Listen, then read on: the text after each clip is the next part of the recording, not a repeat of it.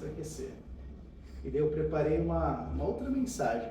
Preparei hoje cedo, acabei meu trabalho mais cedo, falei, eu vou estudar sobre essa passagem aqui, porque foi isso que hoje Deus aqueceu meu coração para falar sobre fé.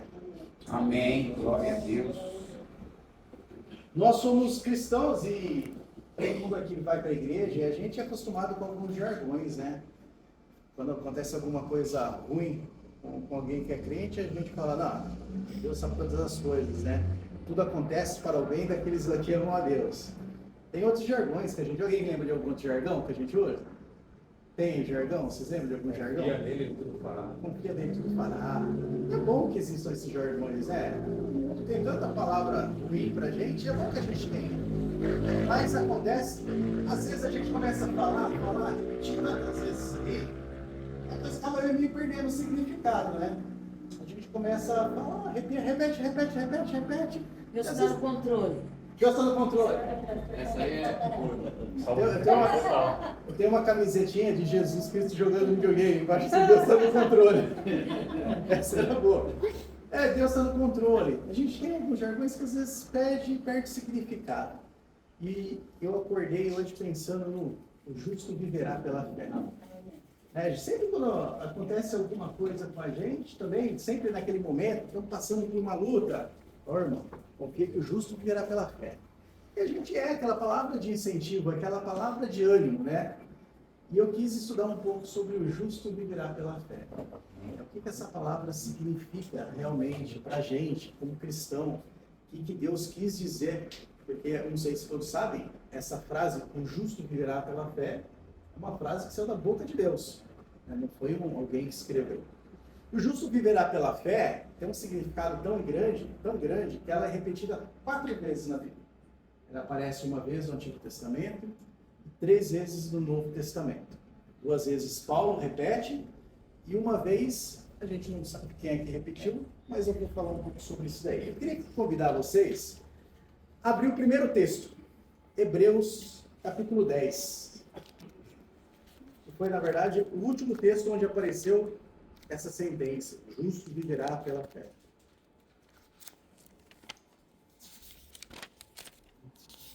Hebreus 10, vamos começar a ler do 35.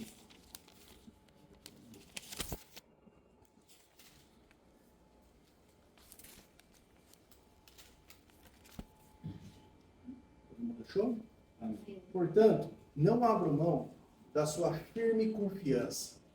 Lembre-se da recompensa, da grande recompensa que ela traz. Vocês precisam perseverar, a fim de que, depois de terem feito a vontade de Deus, receba tudo o que Ele prometeu. Pois em breve virá aquele que está para vir, não se atrasará, e daí vem a sentença. Mas o justo viverá pela fé. Se ele se afastar, porém não me agradarei dele. A carta de Hebreus, onde é citado o justo viverá pela fé, é de origem desconhecida, ninguém sabe quem escreveu. Algumas pessoas falam que é Paulo que escreveu, mas já fizeram um estudo da linguagem, não foi Paulo que escreveu. Algumas pessoas acharam que era Apolo que escreveu também, mas meio que descartaram. Bastante teólogo acredita que foi Priscila que escreveu essa carta de Hebreus. Priscila, ela era mulher de Áquila. Priscila e Áquila, eles eram ajudadores de Paulo, também eles eram construtores de tendas, então eles trabalhavam no mesmo ofício. Se converteram, eles eram judeus, eles tinham bastante cultura, porque eles tinham dinheiro, eles tinham cultura. Então, pela linguagem poética de Hebreus, dizem que pode ser Priscila que escreveu essa carta. E é até um motivo do porquê a carta não tem autoria. Porque naquela época, uma mulher não poderia escrever carta. Uma mulher não poderia ser apóstola, né? Até hoje em dia, para ser pastora, tem igreja que dificulta. Imagina para ser apóstolo, né? Oh, Jesus. E numa época de apóstolos aí. Então, é por isso que dizem que muitas... Eu acredito que foi Priscila, por isso que eu acredito que Hebreus é a única carta de uma mulher, uma representatividade feminina na Bíblia. Eu acredito que foi Priscila que escreveu essa carta. Ela, para você ter ideia da capacidade dela, ela foi quem discipulou Apolo. Aquele Apolo que Paulo até tem uma tretinha com ele, né? Que ele fala assim, Apolo semeou, Paulo regou, tal, que eles estavam querendo disputar quem era maior, Paulo ou Apolo, né? Falam que foi Priscila e Áquila que discipulou Apolo, né? Então, essa carta aqui de Hebreus é uma carta que foi escrita por uma mulher. Eu acredito nisso, tá? Ninguém sabe dizer, mas os estudiosos têm uma lista. Foi Priscila que escreveu. E ela foi escrita num momento de dificuldade. A igreja ela estava crescendo, ela estava começando, e tinha alguns judeus, como eles eram, eles saíam da fé judaica, se convertiam ao cristianismo, né? E eles estavam com uma dificuldade, uma tentação de retornar ao judaísmo. Porque naquela época ali o cristianismo era algo novo. A gente hoje é cristão, né? Já tem uma tradição cristã, mas imagina que você veio de uma tradição de milhares de anos, seu povo é um povo de uma raiz forte, né? Os judeus, eles têm aquele orgulho de ser judeus, e de repente você entra para uma onda nova. Vamos supor que apareça uma religião hoje, e no Brasil, né? E você vai abandonar toda aquela história, toda aquela tradição daquele povo milenar, dos pais da fé, para entrar numa onda nova. O que aconteceu? Era mais ou menos isso. Claro que eu não estou dizendo que Jesus era uma onda nova, mas era algo novo. Muitas pessoas se assustavam, né, com o que estava acontecendo naquela época. Os cristãos, os judeus se convertiam ao cristianismo, só que sempre tinha aqueles judeus atrás ali, tentando eles. Quando eles se convertiam, eles passavam automaticamente a ser perseguidos. Então eles começavam a pensar, poxa vida, ó, me converti, agora sigo o Cristo. Só que agora eu estou correndo risco de morte, os romanos querem me matar, os judeus querem me perseguir. Né? E eles estavam num momento de querer desistir da fé. Os Hebreus, essa carta é escrita, tanto que ela começa, depois vai para o capítulo 11 e tal, né? Os pais da fé, falando sobre tudo isso aí. Eles estavam querendo voltar atrás, eles estavam querendo um modo mais fácil, não tinha tanto problema. Quando eles eram só judeus, eles já estavam meio que acostumados naquela época, judeu ser perseguido, né? Veio o Babilônia, veio o Sírio, depois veio o Romano, né? Ele era um povo que já estava meio acostumado, que sempre tem alguém dando umas chibatadas neles lá. E daí, nesse contexto aqui, eles estavam nesse ponto. Muitos estavam falando assim, olha, eu comecei, eu entendi, eu sei que o caminho de Cristo é esse, mas, poxa, é muito difícil, é complicado, né? Não é fácil ser cristão. E aí ela escreve esse texto dizendo para você não abrir mão, né? Ficar firme, confiando que Deus vai te recompensar. E ela vem com esse texto depois, dizendo, no finalzinho, terminando, citando, o justo viverá pela fé.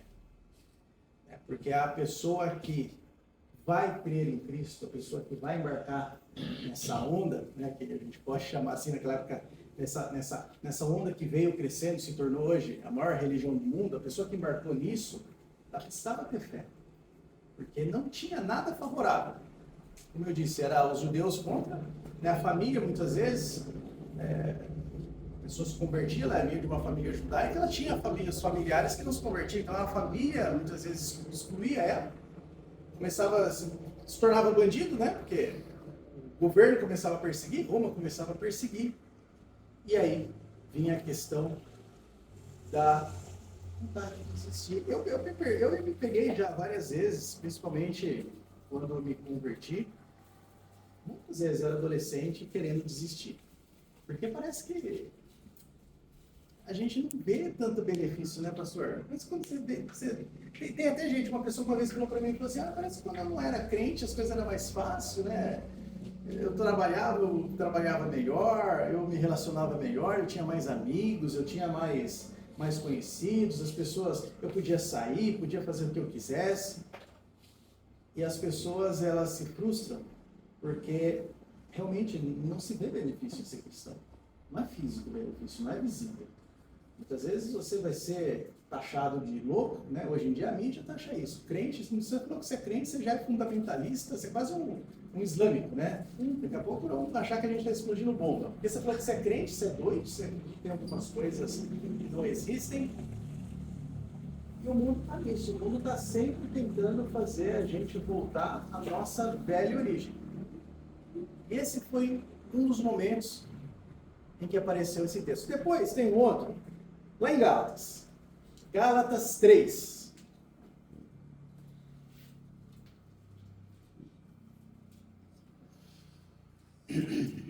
Gálatas 3, no versículo 10.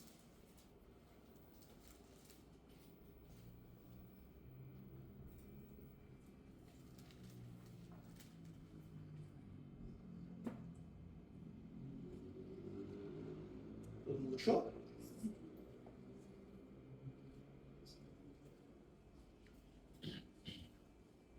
começar no versículo 10.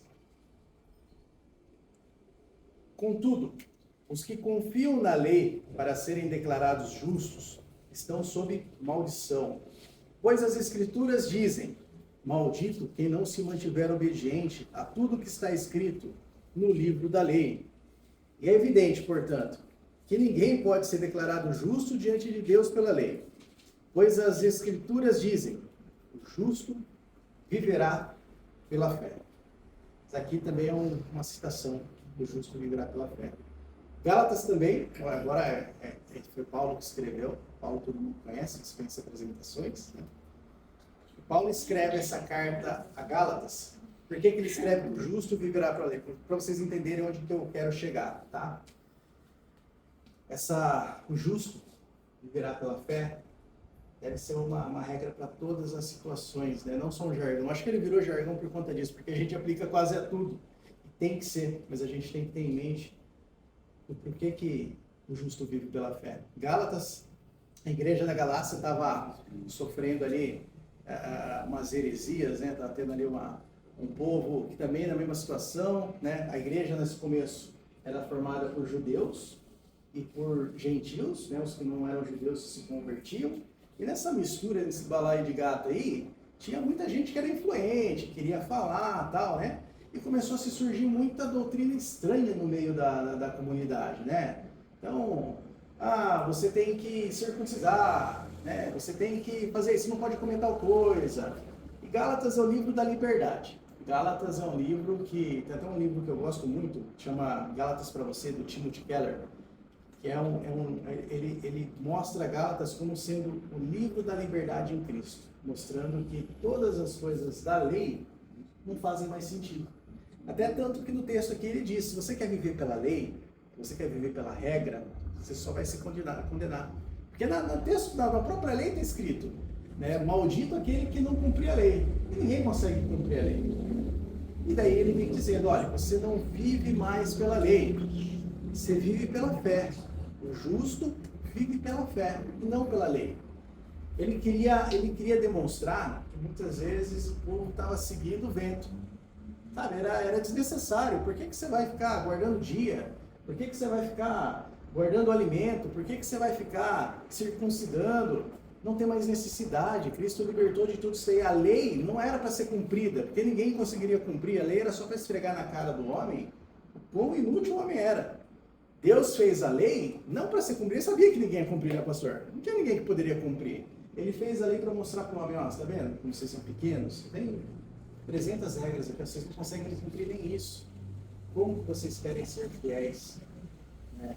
E esse texto, Paulo está dizendo, falou assim: meus amigos, para de querer se justificar pela lei. Para de querer se justificar pelas regras. Né? Hoje não é falando mal de doutrina, nada disso, mas hoje, poxa vida, a minha casa, minha família, né, minha grande família, vem de um balaio de doutrina. A família da minha esposa, uma parte é mormon, outra parte é da congregação, tem parte católico e tal. E aí quando você para ficar analisando o que cada um segue, né, o irmão dela, por exemplo, ele usa uma roupa por baixo da roupa, né, amor? Porque tem que mostrar a santidade, você tem que usar uma roupa por baixo da roupa, que você não pode tirar para nada, tem que dormir e tal, que é uma doutrina deles, E tem a minha sogra da CCD lá, que ela não pode cortar o cabelo, eles não podem ter vaidade e tal, né? Tudo isso porque eles acreditam que, seguindo regras, eles conseguem a salvação. Mas se você for conversar com alguém, fala: não, isso aqui não determina a salvação. Você sabe que para eles sim determina a salvação. Se você não segue as regras, você não é salvo. Os adventistas guardam o sábado, porque o sábado, segundo Ellen White, é determinante para a salvação. Se você não guarda o sábado, você não é salvo. E aí o homem, aqui como em Gálatas, eles vêm costurando um monte de retalho na Cristo, né? A palavra diz que quando Cristo morreu, o véu se rasgou de cima a baixo, Deus rasgou o tempo da lei e o homem veio ali com a linha ali costurando, fazendo um retalho. Não, mas ó, Cristo rasgou, mas a gente ainda precisa cuidar disso daqui, né? Deus falou, olha, basta você crer e confiar, você será salvo. Né? E o homem ainda necessita de criar algumas coisas. Era isso que estava acontecendo aqui na igreja da Galácia. As pessoas, os judeus, estavam falando, olha, mas você tem que seguir a lei ainda, porque se você não seguir a lei, se você tiver tatuagem e for para a igreja, estou com os penteados aqui, se você tiver tatuagem e for para a igreja, pô, isso aí não é coisa de crente, né? O pastor Eliseu falou da barba domingo, né? Se tiver barba, isso aqui não é coisa de crente. Eu queria ter barba e não tenho. É complicado. Eu também queria ter cabelo. Você quer ter cabelo, não tem. Você for careca. É verdade, ainda bem que não tinha isso aí, né? De ser careca, não pode ser crente. Que você... Tinha um monte que já estava condenado. E aí é isso, sabe? O homem sempre tem a tendência de querer dificultar aquilo que Cristo facilitou. Cristo rasga o véu, Cristo fala, é dessa maneira, e daí vem sempre os espertalhão, ou por inocência muitas vezes, né? Ou por maldade, porque também tem muita gente que ganha muita coisa com isso, né? Hoje em dia tem, até hoje, se você vai em algumas igrejas, gente, você olha lá, tem a Arca da Aliança no altar, o cara tem uma menorá, né? Os caras estão querendo judaizar, porque assim, porque na lei, o que você precisava fazer? Você precisava ter um sacrifício, né? Hoje em dia você vai numa igreja moderna e você sabe o que significa o sacrifício. É mais fácil, quando você tem a lei, é mais fácil você conseguir o sacrifício. Né? E é por isso que eles querem judaizar aquelas igrejas que o pastor até falou domingo, né? Tocando chofar, né? Tem uns que usam kippah na igreja. Eles querem trazer uma coisa que Cristo aboliu na cruz. E era o que acontecia. E qual que era o remédio para tudo isso? O justo vive pela fé. O justo não vive por regra. O justo não vive por sacrifício. O sacrifício já foi feito, já foi pago. Não existe mais nada que a gente deva para a gente alcançar a salvação. É pela fé. Mas tem mais uma vez que é citado aqui. Mais uma vez Paulo fala, está em Romanos. Romanos capítulo 1.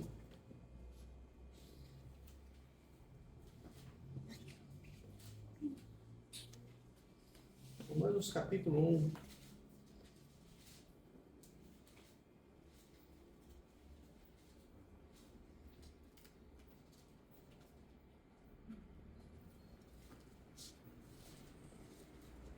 Verso 16.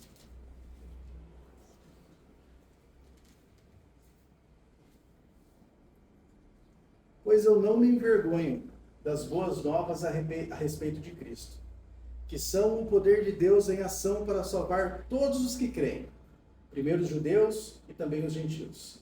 As boas novas revelam como Deus nos declara justos diante dele, o que do começo ao fim é algo que se dá pela fé. Como diz as Escrituras, o justo viverá pela fé. Romanos também. A igreja de Roma, né? Era uma igreja que no começo da sua história, uma das histórias mais pesadas do Evangelho, né? Quando você começa a ler a história que Nero taca fogo em Roma e culpa os cristãos. Porque o cristianismo crescia, né? O cristianismo crescia, mesmo acontecendo isso, mesmo que a gente viu nas outras cartas, de Gálatas, de Hebreus, os judeus indo contra, né? Mesmo você, quando você se tornava um cristão, você se tornava quase um bandido, mesmo assim o cristianismo crescia, porque era o Espírito Santo que estava no meio do povo.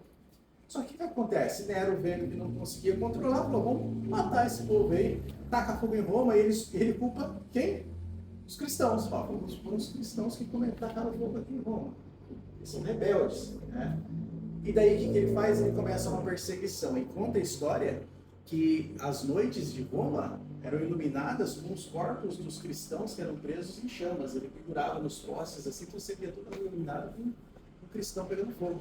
Conta a história que o Coliseu romano, ele juntava a família de cristão, pai, mãe, criança, jogava com os leões para eles ficarem assistindo. Então a igreja ela foi extremamente perseguida e assassinada, tentada exterminar. Só que em Roma, depois de um período, começou a acontecer um outro tipo de problema. Um problema que não era perseguição. Perseguição, os cristãos tiravam de letra, porque quanto mais era que nem massa de pão, né? Quanto mais você batia, mais eles cresciam. Né? Era uma obra do Espírito Santo. Não tinha como não crescer se não fosse Deus ali agindo. Só que o que começou a acontecer? Começou a acontecer dentro dessa igreja aquele problema da divisão. Em Roma, tinha algumas pessoas com muito dinheiro, tinha os mais pobres, tinha os judeus, tinha os cidadãos romanos que se convertiam, né? E começou a ter uma diferença aí, o povo se achar melhor que o outro, né? Um se achando um pouco maior, um se achando um pouco menor, né? Um achando que porque era cidadão romano e tinha se convertido, ele tinha mais direito, porque o outro era gentil. E em Roma começou a acontecer esse tipo de distorção, né? E aqui Paulo, ele diz que Cristo estabelece uma nova identidade. Quando nós estamos com Jesus Cristo, não existe mais romano, não existe mais gentil, não tem mais homem, não tem mais mulher, não tem mais preto, não tem mais branco. Nós somos todos filhos de Deus. E as pessoas também tinham essa questão lá em Roma de os mais abastados acreditavam que tinha direito a uma salvação um pouco, uma salvação 2.0, né? Viajar para o céu de classe executiva e tal. E aí que ele diz que a justificação, o justo, vive pela fé. Não é pela questão que ele apresentava na época, não era pelo dinheiro que ele tinha, pela posição, se ele era romano, quem ele era. Era pela fé. Mais nada, não tinha nada que poderia alterar. Essas três citações estão no Novo Testamento. E eu enxergo aqui coisas que a gente vive hoje em dia. A gente não vai... Eu, pelo menos, conheço uma meia dúzia de igreja. Agora está na moda colocar as igrejas. Olha, na minha igreja aqui você tem a cantininha com Coca-Cola de graça. No TikTok está aparecendo muito isso aí. Dá até vontade de comentar lá. Mostrando, olha, você tem valet na minha igreja, que você chega, você não precisa nem estacionar. O valet estaciona, daí você entra, tudo climatizado. Né? A igreja tem uma que tem até lanche no final. Lanche, tem uma cantina, tem uma que tem agora um pátio na frente da igreja que tem food truck, tudo pago, né? Food truck, então você vai lá, você come. A igreja virou um clube. E aí, numa igreja dessa, uma pessoa mais humilde, não passa nem perto, se sente mal, né?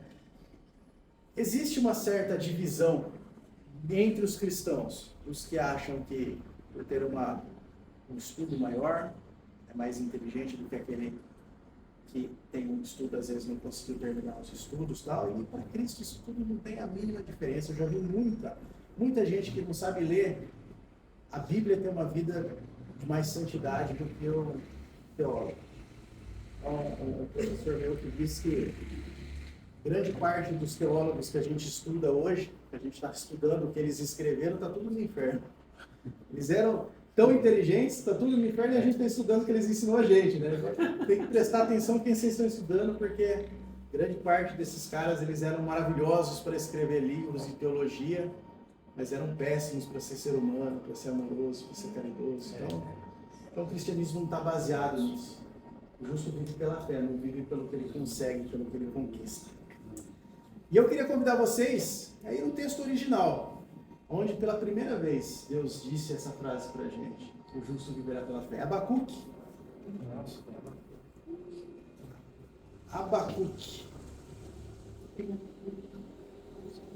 E aqui a gente vai ler alguns textos, tá? Pode deixar aberto Abacuque, porque a gente vai ter três textos.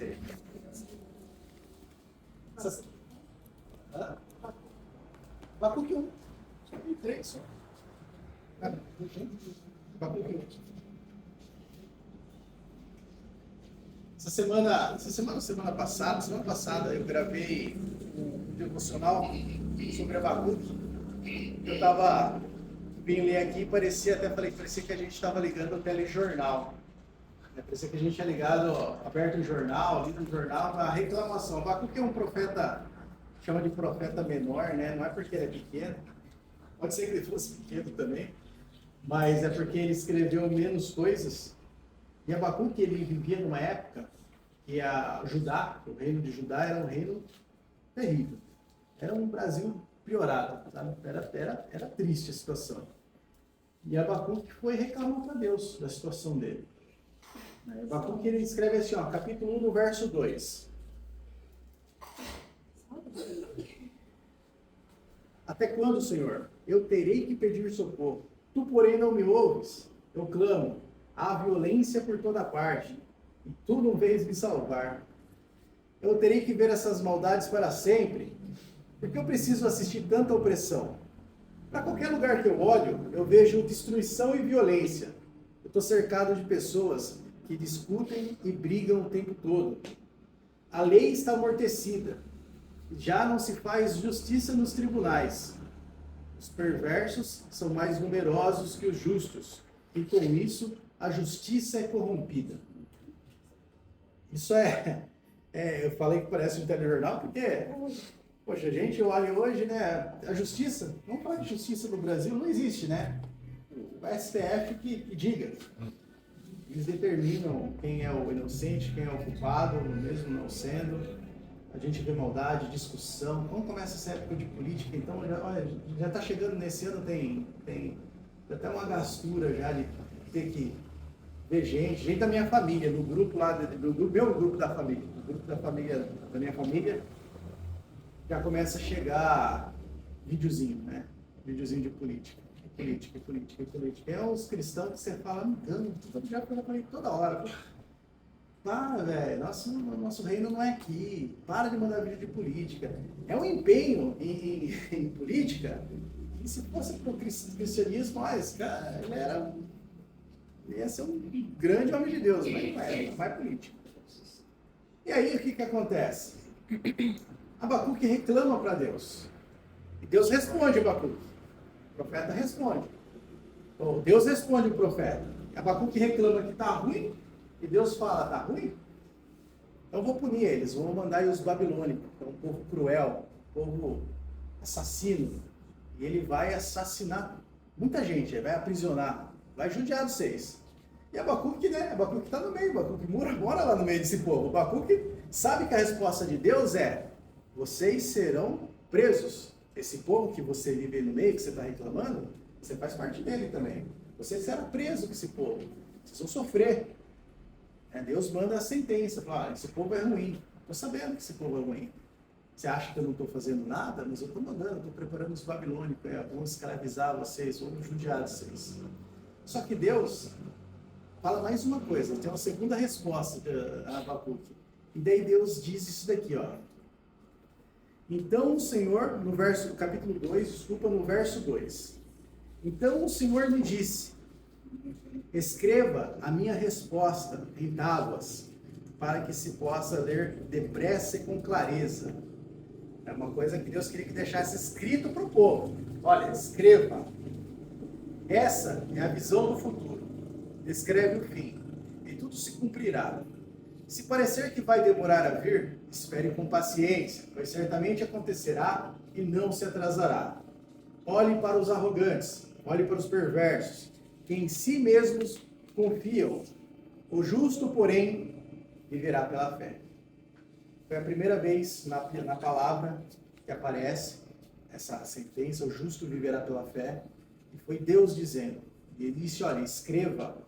Quando ele fala escreva de uma maneira que quem passa apressado consegue ler, era Deus falando, escreva com letra grande. O cara que vai passar correndo não sabe que tipo um outdoor. Outdoor é grandão porque você passa na pista de carro, você tem que conseguir ler, né, no tempo que você está lá. Então Deus fala, faça um outdoor escrito. O justo viverá pela fé. Vai vir a perseguição. Vai vir o tempo ruim. Mas o justo viverá pela fé. E por que eu vim trazendo de trás para frente até Abacuque? Porque é interessante que o Senhor fala o justo viverá pela fé, não numa sentença de consolo. Tal como muitas vezes a gente utiliza essa palavra como consolo, né? Estou passando por uma tribulação, tá? O justo viverá pela fé. Deus diz que vai vir o tempo ruim.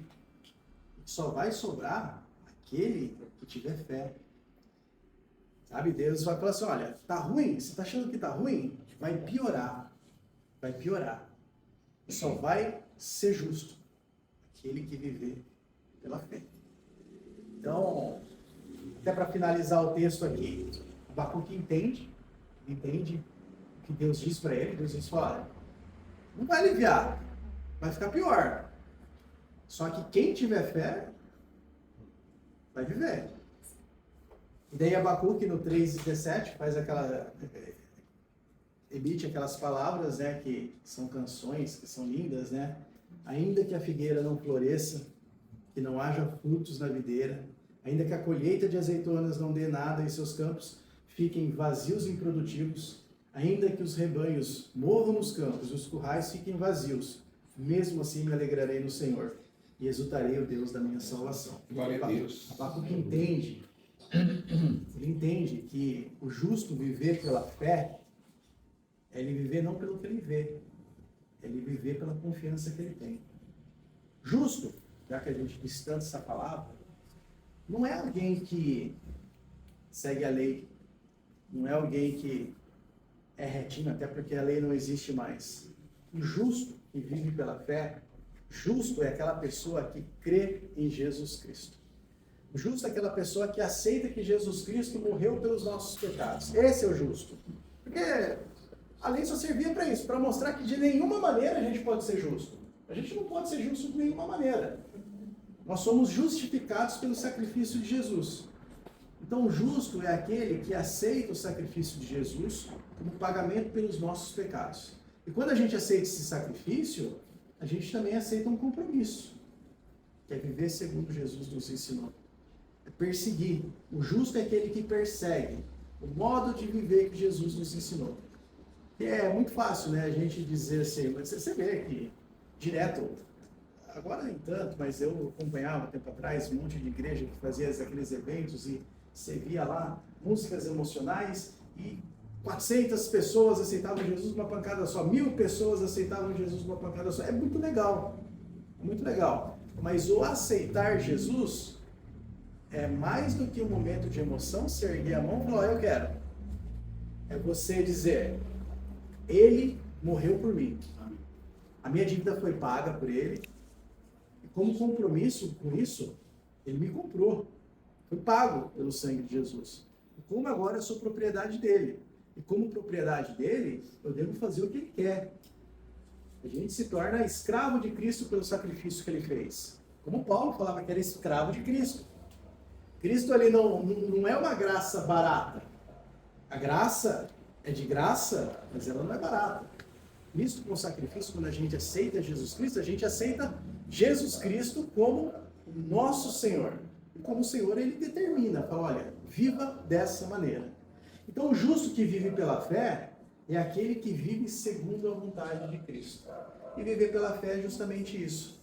É você seguindo a vontade de Cristo, acreditando que Deus faz o melhor para o seu povo, não se impressionar quando você vê